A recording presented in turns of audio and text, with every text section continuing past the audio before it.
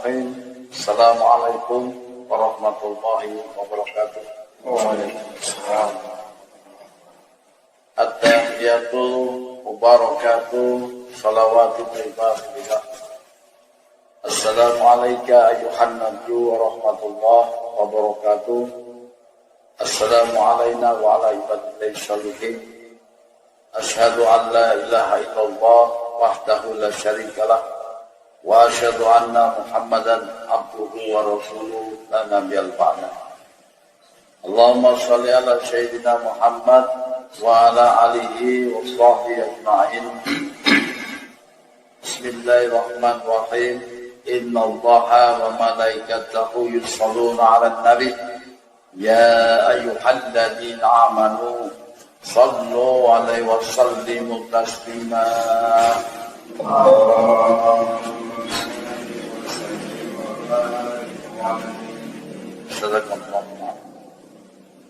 Jamaah sekalian yang insyaallah dimuliakan Allah, alhamdulillah, puji syukur kita haturkan dari Allah Sang Rabbul Jalil. Dengan rahmat dan kemuliaan kita bisa berjumpa kembali di tempat ini untuk melaksanakan majelis mingguan. Semoga Allah senantiasa memberikan kekuatan kepada kita, memberikan kesehatan kepada kita, memberikan rezeki kepada kita, meningkatkan keimanan yang ada dalam diri kita, sehingga pemahaman agama kita lebih dalam, ketauhidan kita lebih mantap lagi, nilai-nilai Islam, iman dan ihsan dalam batin kita semakin tidak tergoyahkan, walaupun kehidupan, ekonomi, kesehatan dan lain sebagainya menurun, diuji oleh Allah, tapi tetap keimanan kita tidak bergeser. InsyaAllah kita akan kembali kepada Allah dalam keadaan yang baik, yaitu husnul khatimah. Amin ya rabbal alamin. Salawat dan salam kita aturkan kepada junjungan Nabi kita Baginda Muhammad Rasulullah sallallahu alaihi wasallam serta keluarga dan sahabat. InsyaAllah yang berakhir kelak dan bersama Baginda Muhammad Rasulullah sallallahu alaihi wasallam. Jamaah sekalian, mari untuk pertama kalinya kita dengarkan sejenak bacaan ayat suci Al-Quran yang dibawakan oleh Ustaz kita. Waktu dan tempat dipersilakan. A'udzu billahi minasy syaithanir rajim.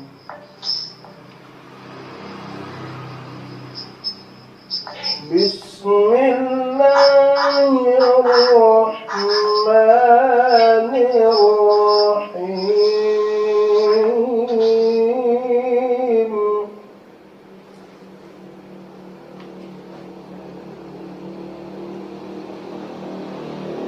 Wastafzir man istata'ta minhum bisawtika وأجلب عليهم بخيلك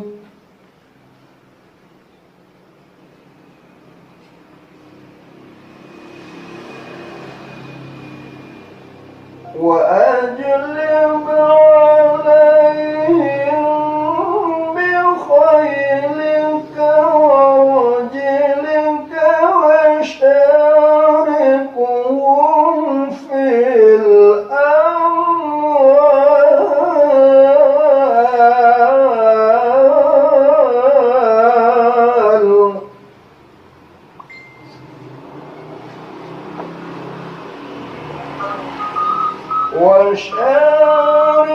وشاركهم في الأموال والأولاد وعظهم وما يعظهم الشيطان إلا غرورا. صدق الله العظيم. Quran surat Al-Isra ayat 64. Artinya, dan hanguslah siapa yang kamu sanggupi di antara mereka dengan ajakanmu, dan kerahkanlah terhadap mereka pasukan berkuda dan pasukanmu yang berjalan kaki, dan berserkatlah dengan mereka pada harta dan anak-anak, dan beri janjilah mereka. Dan tidak ada yang dijanjikan oleh syaitan kepada mereka melainkan tipuan belaka. Maha benar Allah dengan segala firman-Nya. Assalamualaikum warahmatullahi wabarakatuh. Assalamualaikum. Demikian jemaah sebagai ayat pembuka di dalam majelis ilmu malam hari ini. Jadi kita tetap sesi mengenal tentang musuh kita, ya, musuh kita. Siapa itu? Yaitu bukan manusia tapi setan laknatullah.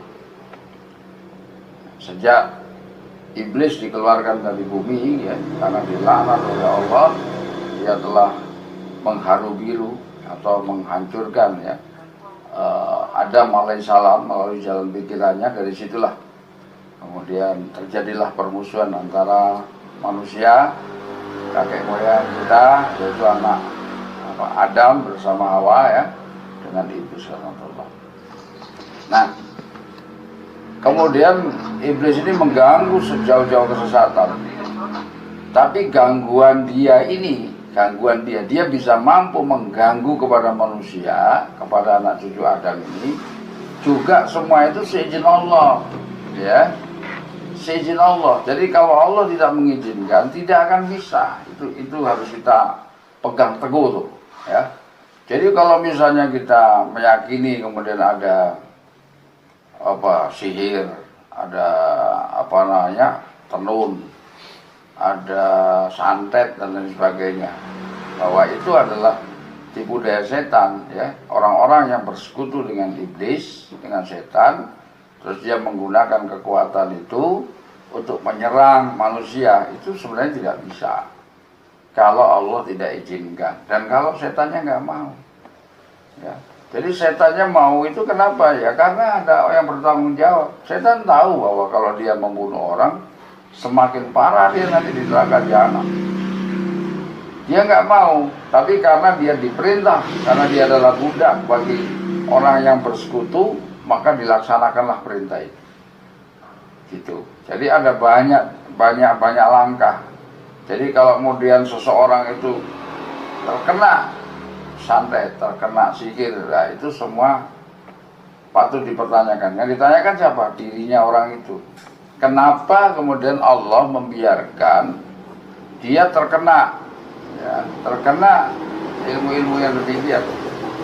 Jadi kalau dia dalam proteksi Allah yang kokoh, perlindungan yang cukup kuat dari sisi Allah, insya Allah dia akan terhindar dari seluruh mara bahaya, termasuk guna-guna, tenun dan lain sebagainya. Ya, ini kunci bahwa iblis mengganggu anak cucu Adam. Kalau Allah tidak izinkan, tidak mungkin bisa. Dibaca lagi firman-Nya. Quran surat Al-Isra ayat 64. Artinya, dan hasunglah siapa yang kamu sanggupi di antara mereka dengan ajakanmu, Ya. dan kerahkanlah terhadap mereka pasukan berkuda dan pasukanmu yang berjalan kaki, dan berserikatlah dengan mereka pada harta dan anak-anak, dan beri janjilah mereka. Dan tidak ada yang dijanjikan oleh syaitan kepada mereka melainkan tipuan belaka. Jadi perintah, ya, hasunglah. Siapa yang merintahkan itu? Ya. Jadi justru setan iblis diperintah oleh Allah dengan aparaturnya. Hasunglah mereka, hasunglah mereka. Siapa yang bisa dihasung? Yaitu orang-orang yang menjadikan diri kalian itu sebagai pemimpin. Gitu loh. Jadi kalau kita kemudian menjadikan iblis menjadi pemimpin, ya kita otomatis ikut kena. Kalau kita ingin nggak kena, jangan jadikan mereka itu menjadi pemimpin. Bagi orang yang beriman, pemimpinnya siapa? Kembalikan kepada Allah dan Rasulullah. Bagi orang kafir, Siapakah kafir itu? Definisi kafir yaitu orang yang kemudian tidak mau mentaati atas perintah Allah. Ya, dia melanggar seluruh larangan Tuhan. Ini mereka kafir. Kafir. Jadi dia tidak percaya akan kebenaran Al-Quran, itu sudah kafir. Ya. Jangankan menjalankan perintah dalam Al-Quran, Al-Quran aja tidak dipercayai. Bagaimana dia mau menjalankan perintah-perintahnya? Maka ini tergolong orang-orang yang kafir. Nah, orang kafir ini, itu pemimpinnya dipastikan adalah setan laknatullah. Nah, bagaimana membedakan antara kita ini dipimpin oleh setan dan dipimpin oleh Allah? Terletak pada hudanya itu, Shiratal Mustaqim. Kita berada dalam petunjuk jalan yang lurus, yaitu orang-orang yang menjalankan perintah Allah dan menjauhi larangan berdasarkan Al-Quranul Karim.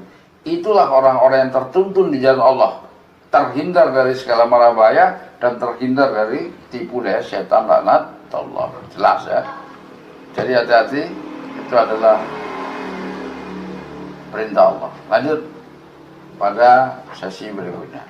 Quran surat Al-Baqarah ayat 257 artinya Allah pelindung orang-orang yang beriman. Ya.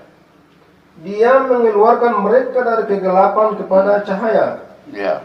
Dan orang-orang yang kafir, pelindung-pelindungnya ialah syaitan, yang mengeluarkan mereka dari cahaya kepada kegelapan, kekafiran.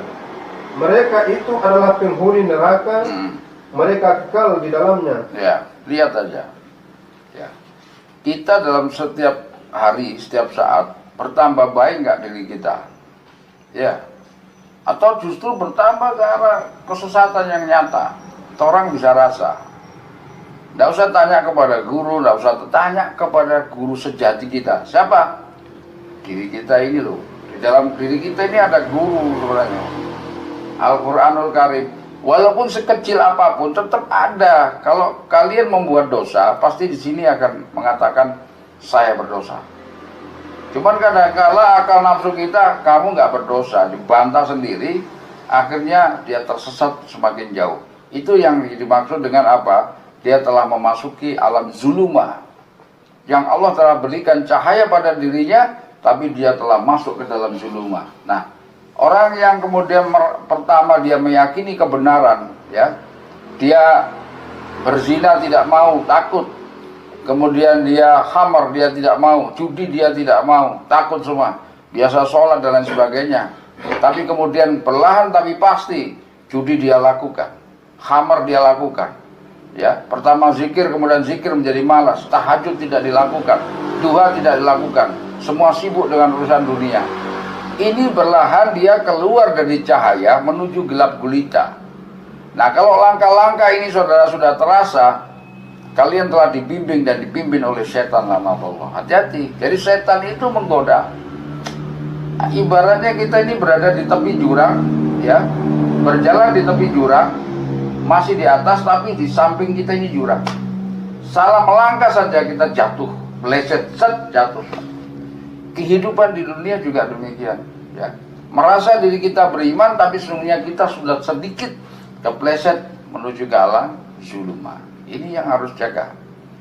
Kalau ngoni sudah kemudian tidak bisa menangis lagi karena Allah, mengingat Allah, ya, air mata tidak bisa tercurah karena ingatan kepada Allah. Ini tanda-tanda hati mulai membeku, ya, mengeras. Kenapa? Karena kita disibukkan dengan urusan duniawi semata. Ya. Oh enggak, Mam, saya urusan agama iya, tapi rohani kalian itu lama-lama tambah menjadi zulum. Tapi apabila kita dulunya dalam keadaan gelap, pendosa, kita penzina, kita khamar, kita judi, semua dilakukan semua. Tapi kemudian kita setelah kita mengenal agama dengan benar, ya, kita memiliki seorang guru, kemudian kita istiqomah, kita berzikir, kita bertaubat dengan taubatan nasuha. Nah, terus kita jalankan istiqomah, kemudian kemahuda kita bagus, ya, semakin ibadah meningkat, sedekah kita meningkat, semua meningkat nilai ibadah, itu menunjukkan bahwa kita terpimpin. Siapa yang memimpin? Allah Subhanahu wa taala. Dipimpin ke arah mana? dari gelap zulumah ila nur dalam diri kita. Dirasakan ini dirasakan. Ayo kita rasakan semua ini. Ya. Walaupun kemudian jangan kemudian memunculkan kebanggaan dalam diri kita, sum'ah dalam diri kita, bahwa saya ini sudah keluar daripada zulumah ke arah cahaya. Saya ini lebih baik, saya ini ahli surga, saya ini pasti masuk dalam surga. Ya, jangan. Tidak boleh kita kemudian membanggakan diri kita. Tetap kita harus tunduk, kita sujud, kita istiqomah, ya. Kita minta semua keberkatan di sisi Allah. Penting. Lanjut. Yang berikutnya. Quran surat Al-A'raf ayat 200 artinya, dan jika kamu ditimpa sesuatu godaan syaitan, maka berlindunglah kepada Allah. Sesungguhnya Allah Maha mendengar lagi Maha mengetahui. Ya. Ini cara berlindung dari tipu daya musuh kita. Caranya gimana? Berlindung kepada Allah. Jangan berlindung pada diri kita, jangan berlindung pada ilmu saudara. Ya. Banyak yang terjebak ahli ilmu, ya, dia merasa dirinya sudah jadi keilmuannya, merasa dia tidak membutuhkan Tuhan. Dia cukup dengan ilmunya, dia mampu menghancurkan setan laknatullah. Ini tipu daya. Oh, ini akan hancur kalau bersandar kepada ilmu, ya, bukan kepada Allah. Banyak yang terjadi, merasa dirinya ada ilmu, dia baku hantam dengan ilmu, dia kalah. Anaknya sakit, dirinya sakit, semua satu keluarga sakit. Dia telepon ke Imam Al, "Mam, kenapa kok saya ngobati kok jadi sakit pula?" "Kamu terlalu bangga dengan ilmu kamu. Sesungguhnya ilmu kamu ada karena Allah. Jangan lupakan Allah. Kamu tidak memiliki ilmu kalau Allah tidak izinkan ilmu itu turun pada diri kamu. Jangan bersandar kepada ilmu." Hati-hati, ini juga jebakan yang sangat halus kepada orang-orang ahli ilmi, ya. Jadi begitu kita mimpi berkelahi dengan setan, menang, Ayatul Kursi jadi, sudah merasa dirinya sudah memiliki ilmu. Padahal kemudian begitu baku adu dia kalah. Imbang maksudnya, tidak kalah mutlak, tapi imbang. Teler dirinya. Kenapa kok seperti itu? Ya karena dia masih bersandar kepada keakuan diri, merasa dia memiliki keilmuan. Padahal keilmuan ini hanya kita dipinjam oleh Allah. Maka yang benar, ya Allah, saya meminjam ilmu dari sisi Engkau untuk menghancurkan tipu daya setan laknatullah. Itu, ya. Jadi di dalam ujian Allah itu pun juga setan mengganggu. Sebagaimana yang Imam sampaikan, kisahnya Nabi Ayub alaihissalam, ya, itu semua karena iblis laknatullah. Pada awalnya Ayub kaya, memiliki harta, anak, istri, jamaah. Tiba-tiba kemudian dibikin habis semua oleh Allah karena keinginan iblis. Ya Allah, karena Ayub Engkau berikan seluruh kenikmatan sehingga dia bisa beriman kepadamu. Tapi bila Engkau berikan kemiskinan, niscaya dia tidak akan beriman kepadamu. Maka Allah berikanlah sebagaimana keinginan iblis. Otomatis apa? Di dalam ujian Allah, ini ikhtibarnya, ya. Dalam ujian setiap diri kita, itu juga setan masuk di dalam situ. Hati-hati, ya, tipu daya. Ya. Bahwa kemiskinan, kesulitan hidup itu adalah untuk mengangkat derajat kita di hadapan Allah, kecintaan Allah kepada diri kita.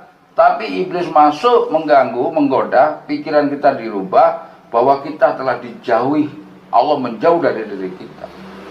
Makanya sikap yang salah adalah pada saat kemudian Allah memberikan seluruh kenikmatannya, kita katakan bahwa Allah sangat sayang kepadaku. Tapi pada saat kita dicabut kenikmatannya, sesungguhnya Allah telah menjauhi aku. Ini yang hati-hati. Ya, sifat begini ini tolong sekali kita hindari dari diri kita. Ya. Ini.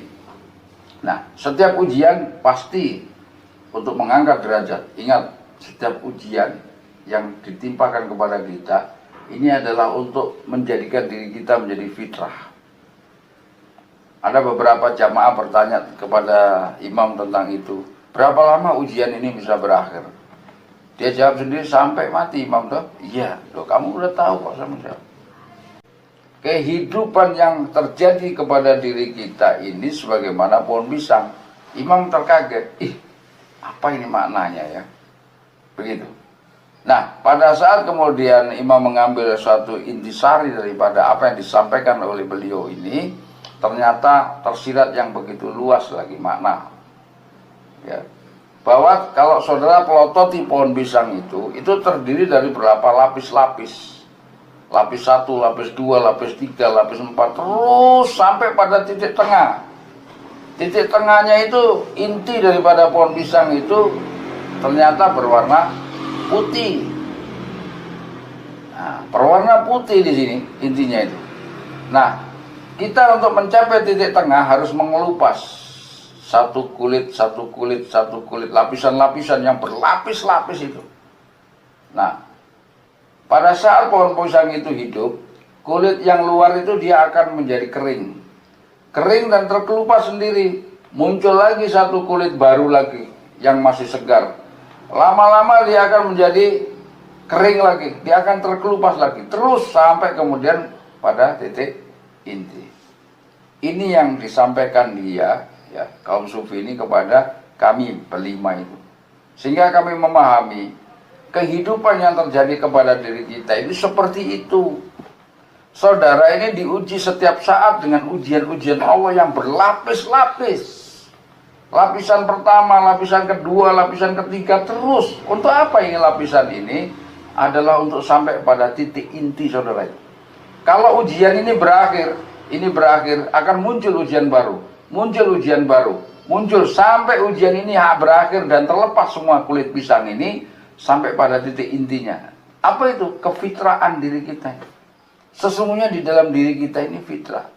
Allah menginginkan ujian itu terus ada pada diri orang beriman agar dia kembali kepada Allah dalam keadaan seperti inti pisang itu.